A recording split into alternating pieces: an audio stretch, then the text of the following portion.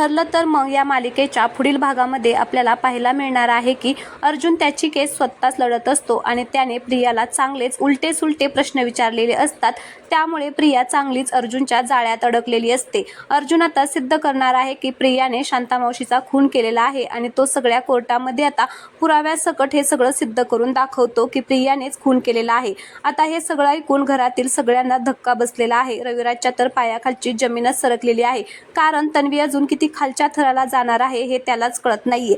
तर आपण पाहतो की अर्जुनने हा कसा प्लॅन केला। तर अर्जुनने जेलमध्ये असताना चैतन्य आणि इन्स्पेक्टर सावंतच्या मदतीने प्लॅन आखलेला असतो। त्याने त्या दोघांना सांगितलेलं असतं की शांतामावशींना जिथे मी ठेवलं होतं त्या ठिकाणापासून ते शांतामावशी त्यांच्या घरापर्यंत आल्या तिथपर्यंतच्या रस्त्यावरचे सगळे सीसीटीव्ही फुटेज चेक करायचे।